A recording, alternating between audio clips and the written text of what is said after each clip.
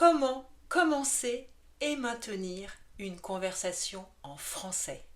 Vous venez d'arriver en France et engager une conversation en français peut être compliqué. C'est pourtant essentiel pour créer des liens et se sentir chez soi. Mais ne vous inquiétez pas, je vais vous donner des astuces, des phrases pratiques pour que cela soit plus facile pour vous. Si vous souhaitez approfondir votre apprentissage, j'ai créé un PDF gratuit avec toutes les questions importantes de cette vidéo qui vous permettront d'engager une conversation facilement. Je vous mets le lien dans la description. N'hésitez pas à l'utiliser pour vous aider à démarrer vos conversations. Étape 1. Comment briser la glace? Autrement dit, comment faire connaissance? Premièrement, les présentations classiques. Salut, moi c'est Muriel. Et toi, comment tu t'appelles? D'une façon plus formelle, on dira « Bonjour, je m'appelle Muriel, et vous ?» On peut ensuite poursuivre avec « Je crois qu'on ne s'est jamais rencontrés, enchanté », mais aussi « Vous habitez ici depuis longtemps ?»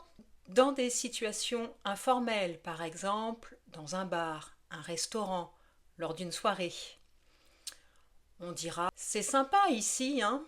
Vous venez souvent? C'est joli, c'est la première fois que je viens. Et vous ?» Maintenant que vous avez initié le premier contact, il va falloir commencer une conversation. N'hésitez pas à choisir un sujet simple qui fonctionne à tous les coups. Pour briser la glace, le classique de tous les sujets reste la météo.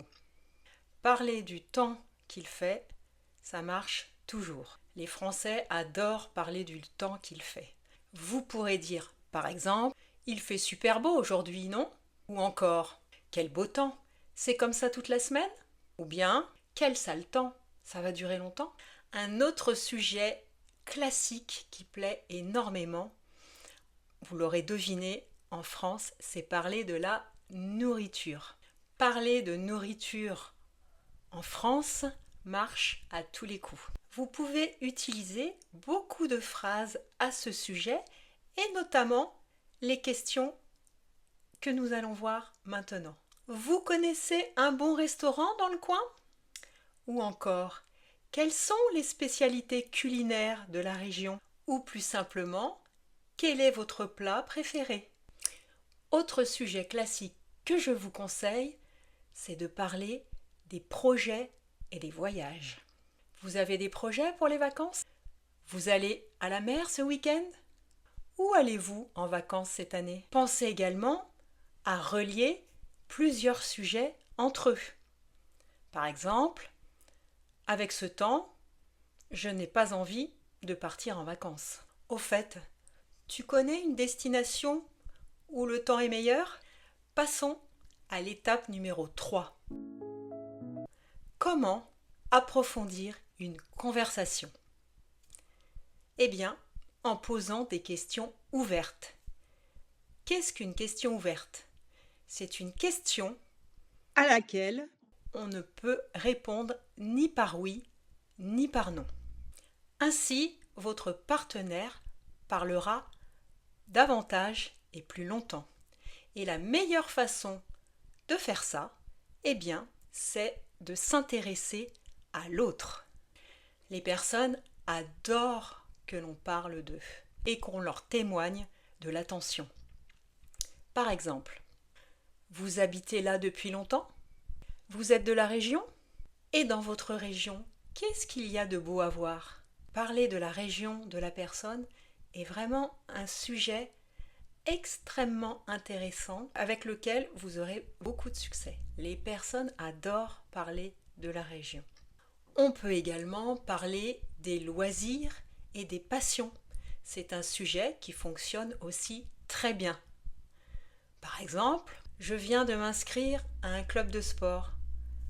Vous faites du sport? Vous faites quoi pendant votre temps libre? Ou encore, il y a un film bien qui est sorti. Aimez-vous aller au cinéma? En France, il est un peu délicat de poser des questions sur la profession d'une personne, notamment quand on ne la connaît pas.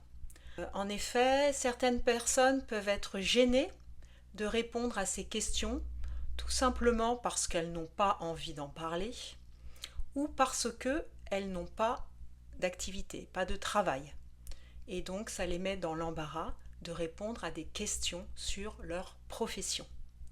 Évitez dans un premier temps de poser des questions sur la profession de quelqu'un. Par exemple, en lui demandant « Qu'est-ce que tu fais dans la vie ?»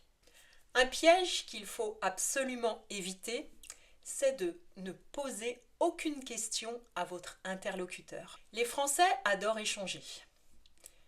Mais cet échange doit se faire dans les deux sens. Si vous répondez à une question que l'on vous pose, n'oubliez pas de renvoyer cette question. Voyons des exemples.